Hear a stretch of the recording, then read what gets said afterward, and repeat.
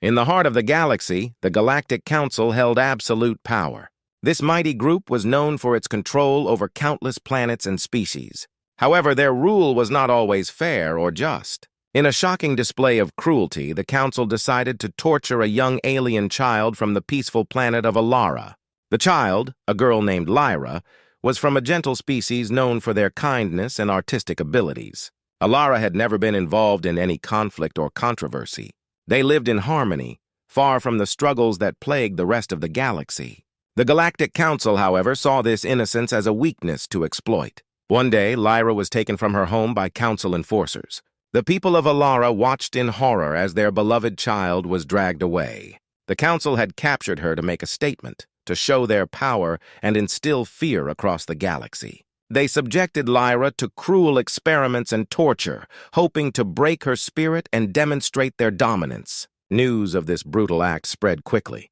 The galaxy was stunned by the Council's actions. Alien species and planets that had once feared the Council now felt a deep rage. The Galactic Council's reputation for ruthlessness was no longer just a rumor. It was a horrifying reality.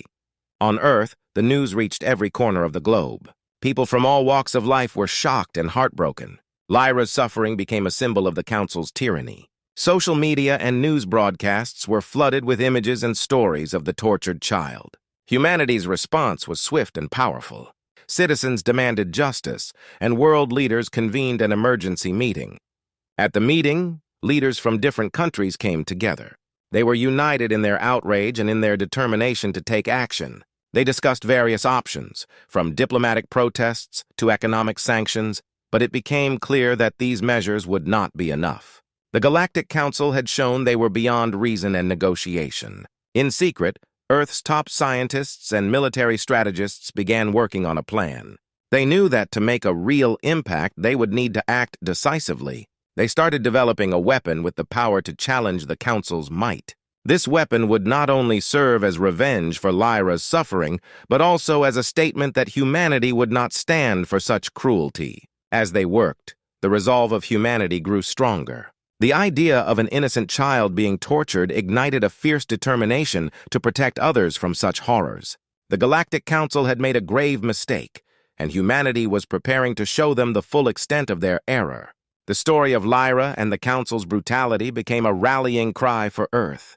It was clear that the Council's actions had united humanity in a way that had never been seen before. The next steps were critical. With their new weapon taking shape and their resolve hardening, humanity was ready to make their move. They were no longer just reacting to the Council's cruelty. They were preparing to make the Council pay for their actions and restore justice to the galaxy. After the shocking news of Lyra's torture, humanity was filled with a burning desire for justice. Earth's leaders, fueled by anger and compassion, realized that their response had to be more than just words. They needed a plan that would show the Galactic Council the consequences of their cruelty. A high-level meeting was called in a secret underground bunker. The room was filled with the brightest minds from Earth's military and scientific communities. Generals, scientists, and strategists gathered around a large table, their faces set with determination. On the table lay blueprints and holograms of advanced technology. The mood was tense but focused. General Adams, one of the leading military figures, addressed the room. "The Galactic Council has crossed a line," he said. "We cannot let this go unanswered. We need a plan that will strike them where it hurts." Dr. Elena Martinez, a top scientist, nodded in agreement.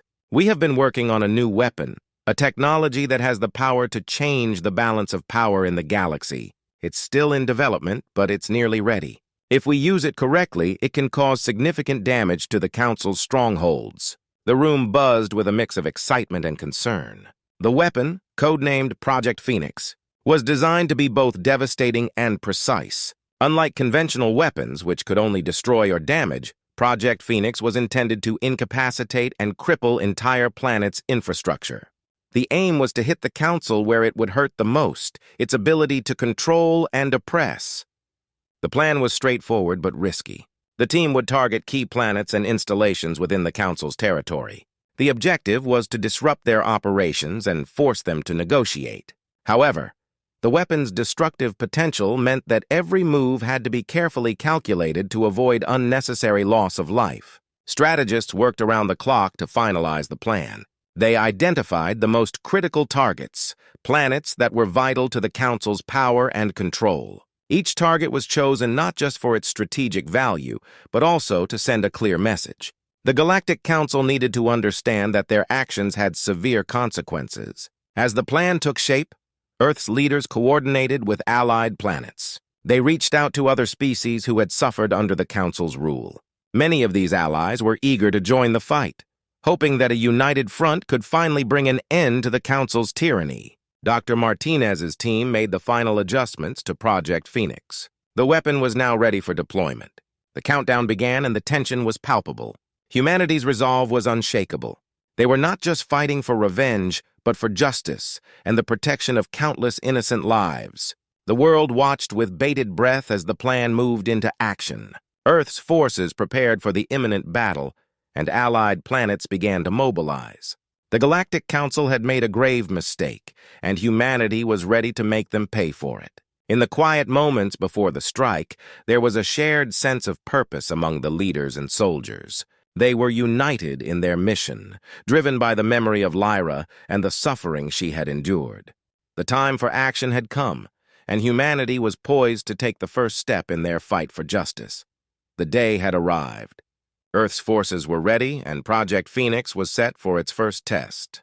The Galactic Council's stronghold on the planet of Draxia was chosen as the initial target. Draxia was a crucial hub for the Council's operations, making it the perfect place to start their retaliation. In a secret command center deep within a mountain on Earth, the atmosphere was tense. Generals and scientists watched as screens displayed real-time data from the space fleet. The countdown clock ticked steadily towards zero, and every second felt like an eternity. The massive weapon, hidden inside a sleek high-tech spacecraft, was primed and ready. General Adams stood at the front, his gaze fixed on the screens.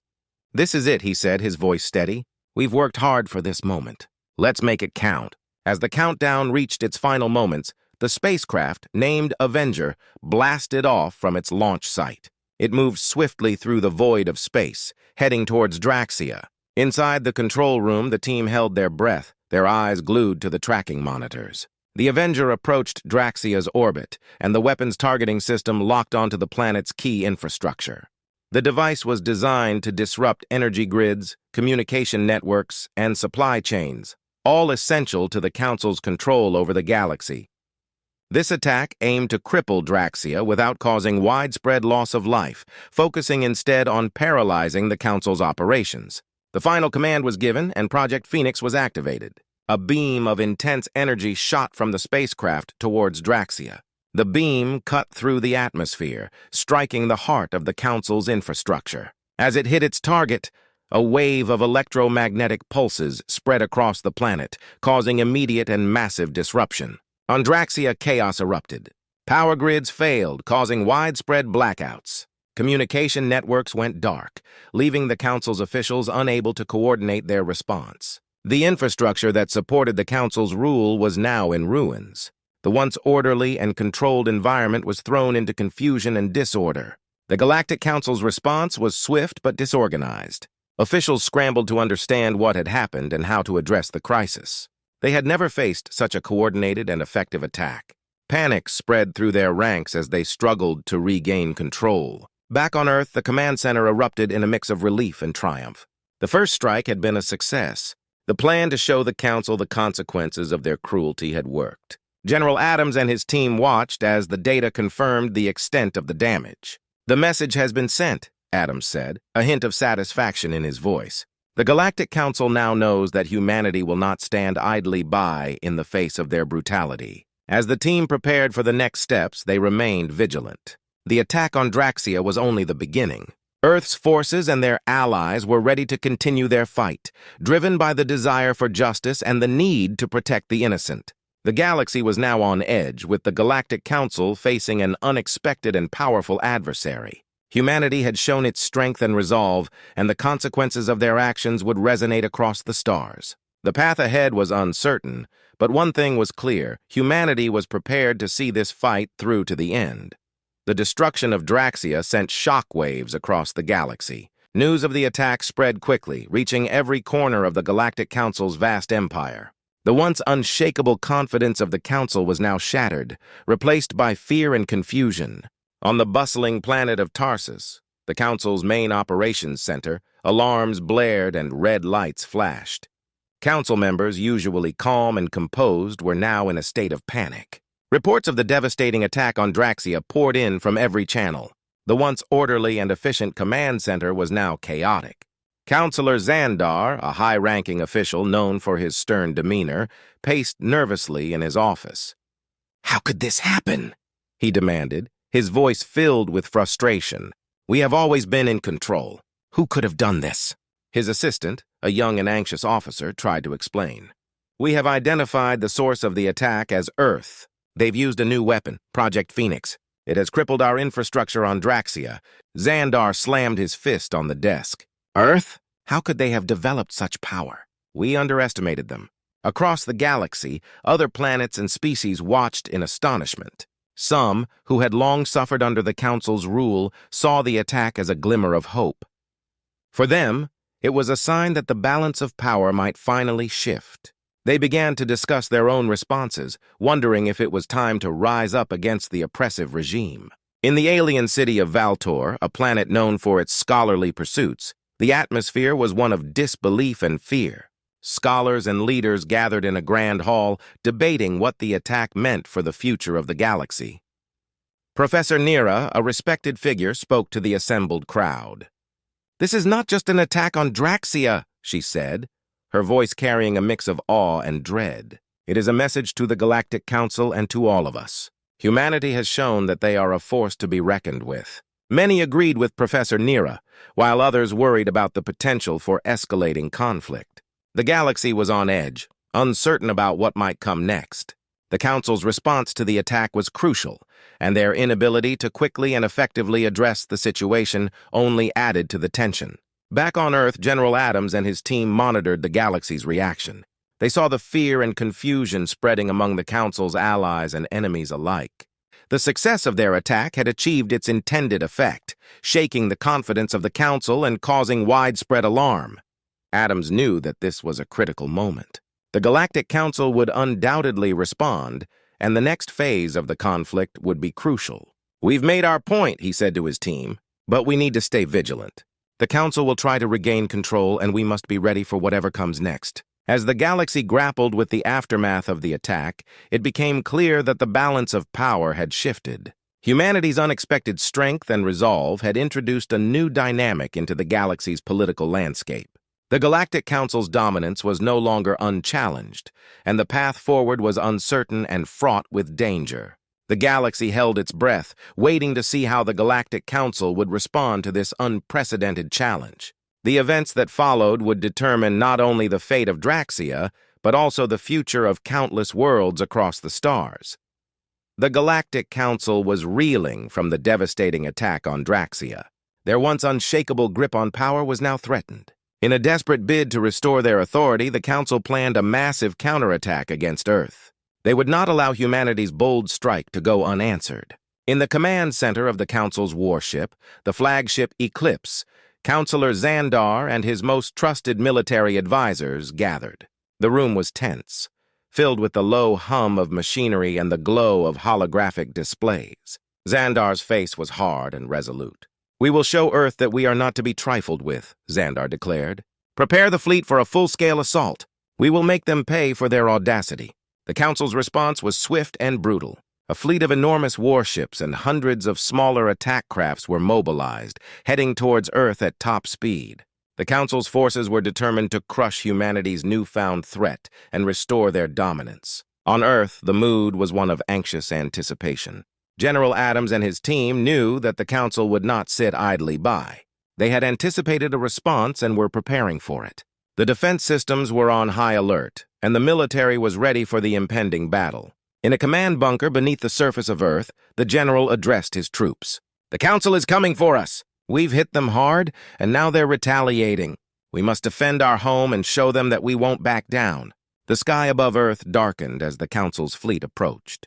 The first wave of attack ships burst through the atmosphere, launching a barrage of missiles and energy beams. Earth's defense systems sprang into action, intercepting the incoming assault with a network of powerful laser turrets and shield generators. The battle was fierce. The Council's ships, heavily armed and well-coordinated, engaged Earth's forces in a massive space battle. Explosions lit up the sky as missiles collided with shields and energy beams cut through the darkness. Earth's military, despite being outnumbered, fought with fierce determination, using their advanced technology and tactics to hold their ground. One of the most intense battles took place in low orbit, where a key space station known as Fortress Alpha came under heavy attack.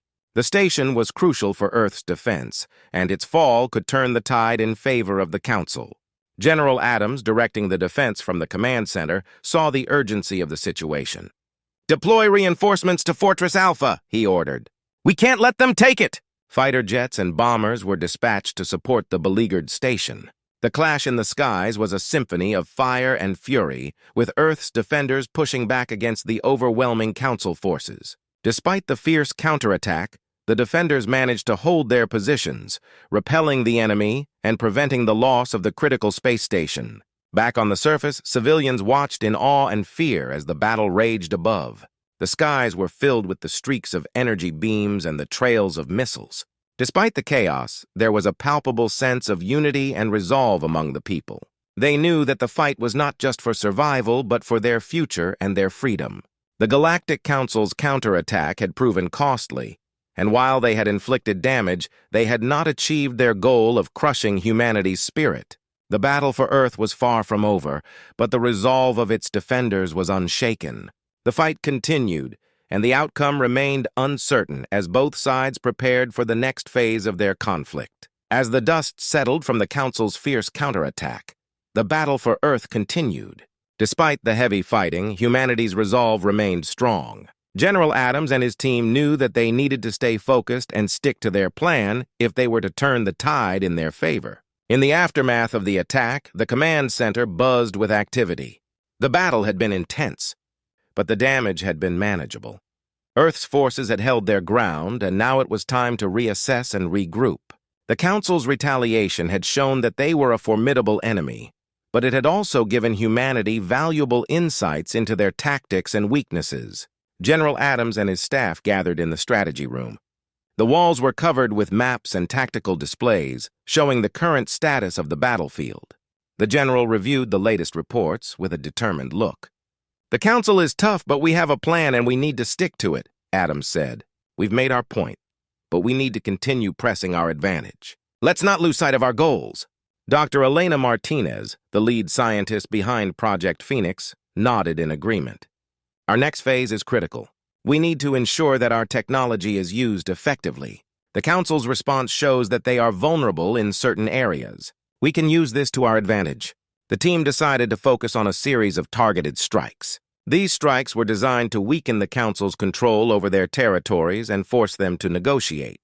The objective was not to annihilate, but to cripple their operational capabilities, forcing them into a position where they would have to seek a peaceful resolution. In the following days, Earth's forces launched a series of well-coordinated attacks on strategic Council targets. The attacks were precise, hitting power plants, communication hubs, and supply depots. Each strike was carefully planned to maximize impact while minimizing civilian casualties.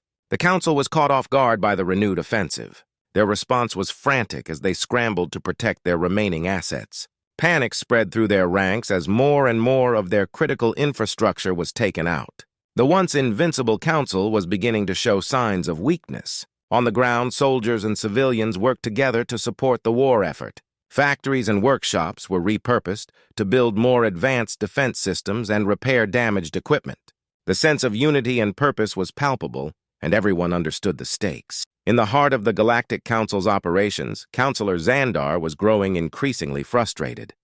The attacks were disrupting their control, and their plans to crush humanity were failing. He paced back and forth in his command center, his face a mask of anger and worry. "They are relentless," Xandar said to his advisors. "We underestimated their resolve. We need to regroup and reassess our strategy. We cannot allow them to continue hitting us like this." The Council began to fortify their defenses and reassess their approach. They were now fully aware that humanity was not only a formidable foe, but also a strategic and determined one. Back on Earth, General Adams and his team continued to monitor the situation. They knew that sticking to their plan was crucial. The attacks had put the Council on the defensive, but there was still much work to be done. The goal was to force the Council to come to the negotiating table, not to destroy them entirely. As the campaign progressed, Earth's forces remained vigilant, prepared for any new challenges that the Council might present. The fight was far from over, but humanity had proven that they could hold their own and stay true to their mission. The balance of power in the galaxy was shifting, and the outcome of this conflict was becoming increasingly uncertain. As the conflict between Earth and the Galactic Council raged on, a breakthrough was on the horizon. Amidst the chaos of battle, a team of Earth scientists made a crucial discovery that could turn the tide of the war. Dr. Elena Martinez, the lead scientist on Project Phoenix, was working late into the night in her lab. The room was dimly lit by the glow of monitors displaying data and analysis. She was analyzing the results of recent attacks on Council infrastructure. Her focus was on the patterns of damage and the technology used by the Council. Suddenly, she noticed something unusual in the data. The patterns of energy emissions and the specific frequencies used in the Council's defensive systems seemed to have a recurring flaw. It was subtle but significant. Dr. Martinez's eyes widened as she realized the potential implications of her finding. Could this be it? She murmured to herself. She quickly called over her colleague, Dr. Raj Patel, who was working in a nearby lab. Raj, come take a look at this. Dr. Patel joined her, his curiosity piqued. Together, they examined the data and cross-referenced it with their existing knowledge of Council technology. The flaw they had discovered was a vulnerability in the Council's energy shielding. It was a specific frequency that, if targeted, could temporarily disable their shields and leave their ships and installations exposed. This is huge, Dr. Patel said, his excitement evident. If we can exploit this vulnerability, we could significantly weaken their defenses. It might even give us the upper hand in the next phase of the conflict. Dr. Martinez nodded, her mind racing with possibilities. We need to verify this and develop a plan to use this information. If we're right, this could be the breakthrough we've been waiting for. The scientists worked quickly to test their findings. They designed a prototype device that could emit the specific frequency needed to disrupt the Council's shields. The device was mounted on a test drone, and the team prepared for a field trial. The drone, equipped with the new technology, was sent on a reconnaissance mission to a Council outpost. As it approached the outpost's defenses, the team activated the device. The effect was immediate. The energy shields around the outpost flickered and then collapsed, leaving the target vulnerable. The successful test confirmed the scientists' discovery. The Council's once impenetrable defenses could be breached with the right technology. The implications of this breakthrough were enormous. Earth's military now had a means to neutralize the Council's defensive advantage and strike with greater effectiveness. General Adams was briefed on the discovery and its potential impact. He was both relieved and excited by the news. This could change everything, he said. We need to incorporate this technology into our strategy as soon as possible. The next phase of the plan was set into motion. Earth's forces began to deploy the new technology in their attacks, targeting Council ships and installations with precision. The Council's defenses were tested as never before, and the vulnerability in their energy shielding became a significant factor in the conflict. The Galactic Council, already on edge from the previous attacks, now faced a new and formidable challenge. Their once secure defenses were being systematically dismantled, and their ability to respond effectively was diminished. The crucial discovery had given humanity a powerful new tool in their fight against the Council. As the battle continued, the balance of power shifted further in favor of Earth. The Galactic Council was forced to confront the reality of their situation and reassess their strategies. The outcome of the conflict was becoming increasingly uncertain, and the stakes had never been higher. The galaxy held its breath as the final confrontation between Earth and the Galactic Council approached. The discovery of the Council's vulnerability had given humanity a decisive advantage, but the upcoming battle would determine whether they could secure victory or face total defeat. In the command center of Earth's military, General Adams and his team were preparing for what would be the most critical operation of the war. The room was abuzz with activity, as officers and strategists finalized plans and coordinated logistics. The air was thick with tension and determination. "This is it," Adams said, addressing his team. "We have a chance to end this conflict once and for all. Our objective is to cripple the Council's fleet and force them to surrender. We need to execute this plan with precision." The plan was straightforward but risky. Earth's forces would launch a coordinated assault on the Council's main fleet, using the newly developed technology to exploit the vulnerability in their energy shields. The attack would be a massive effort involving every available ship and fighter. The fleet assembled for the final battle was the largest Earth had ever mobilized.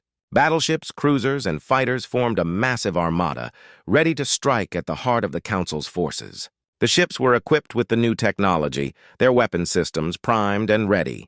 As the fleet prepared to jump into hyperspace, General Adams took a moment to reflect. "We've come a long way," he said quietly. "We've fought hard and lost much, but today we fight for our future. Let's make sure our sacrifices mean something." With a final command, the fleet jumped into hyperspace, emerging just outside the Council's main stronghold.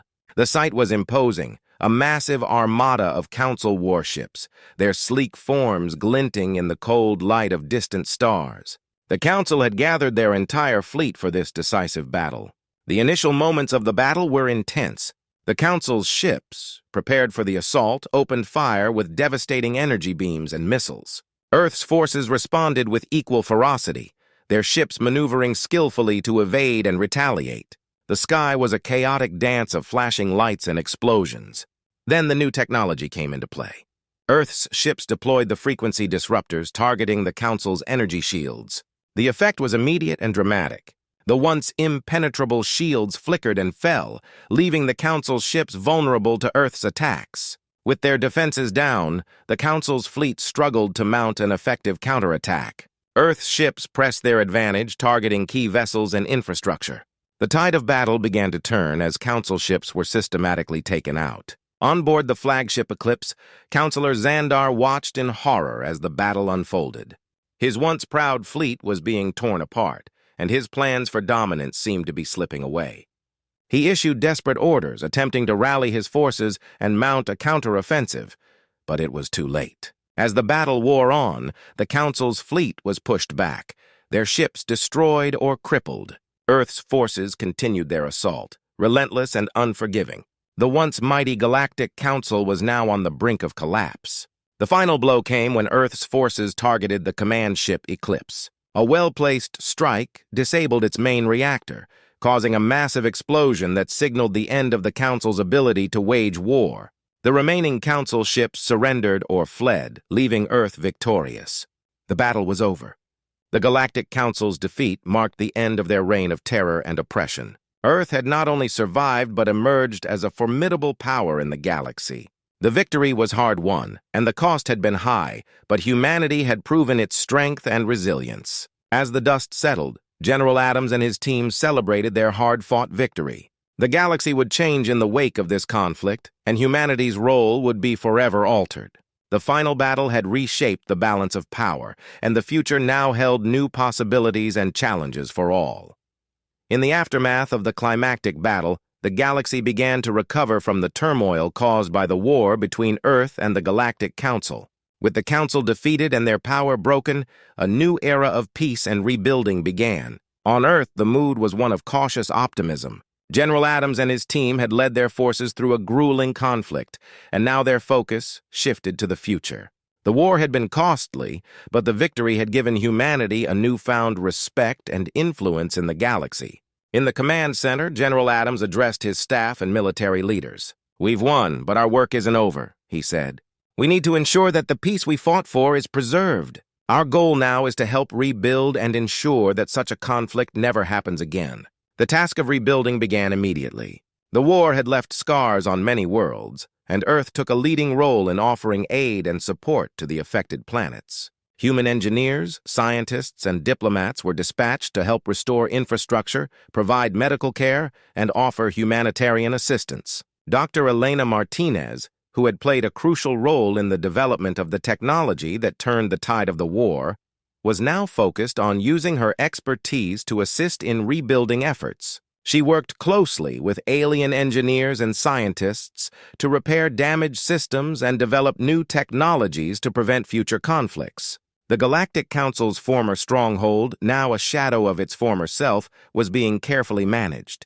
The remaining council members, many of whom had been captured or surrendered, faced trials and were held accountable for their actions. The galaxy needed to heal, and justice had to be served to ensure lasting peace. In the newly formed Galactic Assembly, representatives from various worlds gathered to discuss the future. The Assembly was a coalition of planets and species working together to create a new framework for governance and cooperation. Earth was represented at these meetings, its voice now a crucial part of the discussions. Councillor Xandar, now a prisoner, faced a tribunal for his role in the war. The proceedings were fair but firm, and the sentences handed down were intended to serve as a reminder of the consequences of tyranny. The goal was to ensure that such abuses of power would not occur again. As peace settled over the galaxy, Earth's influence grew. The once remote planet was now a key player in galactic affairs, using its newfound position to advocate for cooperation and mutual respect among the stars.